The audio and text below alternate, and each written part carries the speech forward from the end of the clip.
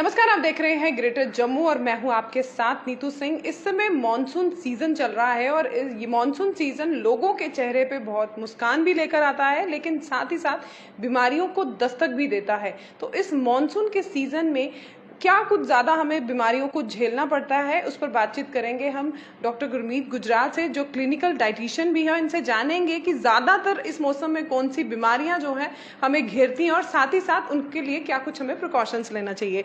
Ma'am, greater Jammu में आपका स्वागत है। Thank you Neetu, thank you so much. Ma'am, monsoon आ चुका है और मानसून के दिनों में देखा जाता है कि गर्मी से आपको राहत भी देती है बारिश, लेकिन कहीं ना कहीं बीमारियां भी जो हैं वो भी आपको बेमौसम दस्तक देती हैं। तो ज़्यादातर इस मौसम में किन जो है बीमारियों से जूझना पड़ता है हमें? ज़्यादातर इस मौसम में क्योंकि गर्मी पहले काफ़ी गर्मी थी, काफ़ी ज़्यादा टेम्परेचर था, अब एकदम टेम्परेचर तो डिप हो गया बट ह्यूमिडिटी बढ़ गई है, जिसकी वजह से जितने भी कहते हैं ना वायरल इन्फेक्शंस वो ज़्यादा हो गए, जैसे कोल्ड, कफ, टाइफाइड या वायरल इन्फेक्शंस पेट में, जैसे स्टमक रिलेटेड, गट रिलेटेड इश्यूज़ ज़्यादा लोगों को हो रहे हैं। और अगर आप डॉक्टर के पास भी, फिजिशियन के वहाँ पर भी जाके देखोगे तो वहाँ पर भी आपको ज़्यादा यही पेशेंट मिलेंगे, गट रिलेटेड जिनको प्रॉब्लम्स हो रही हैं ज़्यादा। तो मैम, इन दिनों में क्या प्रिकॉशंस लेना चाहिए सो दैट हमें ये वायरल इन्फेक्शन, इन सब चीज़ों से हम लोग दूर रह सकें? इसमें काफ़ी प्रिकॉशन, इसमें सबसे जो पहली प्रिकॉशन है वो ये लेनी चाहिए कि हमें बाहर का खाना अवॉइड करना चाहिए, क्योंकि बाहर के जितना बाहर का फूड खाओगे उसमें ज़्यादा कंटेमिनेशन होगी और ज़्यादा बीमारी आपको मिलेगी वहाँ से, बाहर से। तो वो अवॉइड करना है। घर का आप फ्रेश फूड खाइए, और जितने भी आप जंक फूड या फास्ट फूड खाते हो, या कई लोगों को लगता है कि जैसे मानसून है तो उसमें आपका ज़्यादातर लोग क्या करते हैं मानसून के सीज़न में ज़्यादा तला हुआ पकोड़े, जलेबियाँ, समोसे ऐसी चीज़ें खाना शुरू कर देते हैं। तो वो चीज़ें नहीं खानी है, क्योंकि उससे आपका, क्योंकि इस मौसम में हमारा डाइजेस्टिव सिस्टम जो है वो वीक हो जाता है। तो जब डाइजेस्टिव सिस्टम वीक होगा तो हमें ये चीज़ें हम पचा नहीं पाएंगे और हमें ब्लोटिंग, इंडाइजेशन जैसी प्रॉब्लम्स होना स्टार्ट हो जाएंगी। जैसे आपने कहा, अक्सर ऐसा होता है कि जब भी बारिश का मौसम होता था लोगों के घर में देखा जाता है कि लोग अमूमन तौर पे ब्रेड पकोड़े, समोसे, ये सब चीज़ें, जलेबी वगैरह ये सब मंगवाते हैं। तो इस समय में क्या ये सब चीज़ें घर पर अगर बनाएं तो वो कहीं हद तक ठीक रहेंगी? घर पर अगर हाइजीन के लेवल से सोचो तो घर पे बनाना ठीक है, आप हाइजीनिकली वो अच्छी होंगी। बट लेकिन हमारी कहते हैं कि जो बरसात का या मानसून का मौसम होता है उसमें हमारी जो डाइजेस्टिव सिस्टम होता है ना वो वीक हो गया होता है, वो खुद से वीक हो जाता है अकॉर्डिंग टू द सीजन। तो हमें उस मौसम में वैसे ही ये जो तली चीज़ें नहीं खानी चाहिए, फ्राइड चीज़ें नहीं खानी चाहिए, और जितने भी हैवी जो हम जिन्हें बोलते हैं ना फूड्स, वो नहीं लेने चाहिए। मैम, आप क्लिनिकल डाइटिशियन हैं और आपसे बेहतर कौन जो है डाइट को लेकर एडवाइस दे सकता है? मॉनसून में ज़्यादातर हमें क्या खाना चाहिए? मॉनसून में अगर हम वेजिटेबल्स की बात करें कि हमें कौन सी सब्ज़ी खानी है, तो इसमें हमें हरी पत्तेदार सब्जियां बिल्कुल नहीं खानी, क्योंकि उस पर काफ़ी ज़्यादा छोटे छोटे कीटाणु हो सकते हैं उनके पत्तों के ऊपर, वो अवॉइड करनी है। इसमें कोशिश करिए कि ये जो 2 महीने मॉनसून के हैं इसमें आप ज़्यादा जितने भी जैसे तोरी, टिंडा, गार्ड, जैसे रिज गार्ड, बॉटल गार्ड, ऐश गार्ड, जितने भी गार्ड वाली सब्जियां होती हैं ना वो आप ज़्यादा से ज़्यादा अपनी डाइट में इंक्लूड करिए। बिटर गार्ड जैसे करेला, वो ज़्यादा खाइए।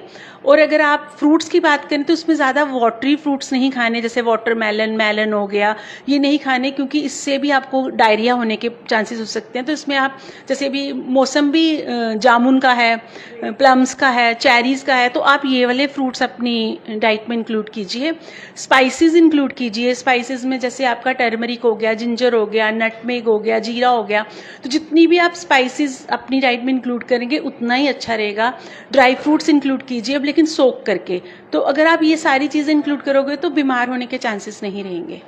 इस मौसम में जो वेदर होता है वो एकदम से फ्लक्चुएट होता है, कभी गर्मी और कभी नॉर्मल मौसम, कभी सुहाना मौसम रहता है। तो लोग एसी का जो है बहुत ज़्यादा इन दिनों में इस्तेमाल करते हैं, क्योंकि ह्यूमिडिटी बहुत ज़्यादा होती है और वो सफोकेशन सी फील रहती है। तो अमूमन एसी यूज़ करने से फिर वो वायरल का खतरा रहता है। तो आपके अकॉर्डिंगली एसी टेम्परेचर कितना होना चाहिए? अकॉर्डिंग टू मी एसी का जो टेम्परेचर है इट शुड बी 24 या 25। इससे अगर आप नीचे करोगे तो हमारा, क्योंकि क्योंकि हमारी टेम्परेचर तो डाउन है, हमें गर्मी ज़्यादा लगती है इसलिए हम एसी को 16 पे या 17 पे रखते हैं। अगर आप 24 या 25 पे रखोगे तो हमारा जो हमें अपने टेम्परेचर को मेंटेन करने में ज़्यादा प्रॉब्लम नहीं आएगी, क्योंकि आप रूम से बाहर जाते हो उसी से एक्सपोजर होता है और उसी से हम बीमार होते हैं, कोल्ड कफ होता है जब आप एकदम इतने ठंडे रूम से बाहर निकलोगे। अगर आप एसी का टेम्परेचर 24-25 रखोगे और अगर आप बाहर भी जाओगे तो इतना ज़्यादा फ्लक्चुएशन नहीं होगी और आपको जो कोल्ड कफ वाली प्रॉब्लम है वो नहीं होगी, जो साइनस की प्रॉब्लम होती है वो नहीं होगी। बच्चों की अगर बात करें तो बच्चों को स्कूल जाना पड़ता है, गेम्स पीरियड होते हैं, बच्चों को ट्यूशन्स के लिए भी निकलना पड़ता है, और ऐसे में पेरेंट्स को क्या कुछ खास डाइट उनके लिए देनी चाहिए? हाँ, कोशिश करो कि बच्चों को जो आप दूध देते हो उसमें थोड़ी सी हल्दी और थोड़ा सा ब्लैक पेपर, ये दोनों चीज़ें पिंच ही चाहे इंक्लूड करो उनके इवनिंग वाले मिल्क में, या सोने से पहले अगर बच्चा दूध पीता है तो उसमें डाल के उन्हें पिलाओ। इससे उनकी थोड़ी सी इम्यूनिटी जो है वो स्ट्रांग रहेगी। मॉर्निंग में आप कोशिश करो कि बच्चे को थोड़ा सा तुलसी वाला पानी पिला दो। लाइक अगर आपके घर पे फ्रेश तुलसी लगी है तो एक छोटे से कप में 5-6 पत्ते तुलसी के डाल के उसे बॉईल करके वो कंकॉक्शन बना के वो बच्चे को पिला दो। अगर आप ये थोड़ी छोटी जो घरेलू चीज़ें भी करोगे ना तो इससे भी बच्चे की इम्यूनिटी थोड़ी सी, क्योंकि बेसिकली इस सीज़न में हमें क्या करना होता है, इम्यूनिटी स्ट्रांग करनी होती है। अगर इम्यूनिटी स्ट्रांग रहेगी तो हमारा अपने आप जो सिस्टम है वो ठीक चलता रहेगा। बहुत बड़ा मिथ भी है, मैं इसे शायद मिथ कहूँगी, ये तो आपकी हमें बता सकते हैं कि इन दिनों में दूध और दही का जो है सेवन ज़्यादा नहीं करना चाहिए, ये किस हद तक सही भी है? दूध को हमें अवॉइड करना चाहिए मानसून के मौसम में, बिकॉज दूध में वायरल इन्फेक्शन हो सकती है, क्योंकि अनहाइजीनिक वे से दूध आ सकता है। आप डेयरीज में भी इस टाइम पे हर जगह वायरस फैले हुए हैं। दही आप ले सकते हो, दही तो एज अ प्रोबायोटिक आपको लेना है और वो आपकी गट हेल्थ के लिए भी अच्छा है, बिकॉज जितना भी हमारी जो प्रॉब्लम्स है ना they are related with our gut health. अगर हमारा गट हेल्दी नहीं है ना तो सब कुछ प्रॉब्लम होगी, आपको वायरल इन्फेक्शन भी होगी, आपको कफ कोल्ड सब होगा, फीवर भी होगा, जॉन्डिस भी होगा। तो आपने बेसिकली करना क्या है इस मौसम में, अपने गट को कोशिश करना है कि आपका गट अच्छा रहे, जिसमें कि प्रॉपरली आपके फूड की एसिमिलेशन हो सके, डाइजेशन हो सके, सो दैट आपको प्रॉपर अच्छे न्यूट्रिशन जो है वो मिल सके बॉडी को। थैंक यू मैम, हमारे दर्शकों को इतनी डिटेल में जानकारी देने के लिए। तो ये थे हमारे साथ clinical dietitian doctor Gurmeet Gujral, जिनसे हमने बातचीत की। जिस तरह से मॉनसून का मौसम बना हुआ है, कहीं ना कहीं मैंने जैसे पहले कहा कि ये मॉनसून हमारे चेहरों पे स्माइल तो लेकर आता है ठंडा सुहाना मौसम होने के कारण, लेकिन साथ ही साथ बीमारियों को दस्तक भी देता है। तो क्या कुछ खास आपने अपनी डाइट में शामिल करना है, उस पर विस्तार से हमारे साथ बातचीत की। आई एम श्योर ये वीडियो आपको बहुत हेल्प करेगी कि मॉनसून के दिनों में अपनी हेल्थ पर किस तरह से खास ख्याल आप रख सकते हैं। कैसी लगी आपको ये वीडियो, कमेंट सेक्शन में कमेंट करके जरूर बताइएगा। तब तक के लिए मुझे दीजिए इजाजत। कैमरामैन अजय जाड़ू के साथ मैं नीतू सिंह, ग्रेटर जम्मू के लिए धन्यवाद।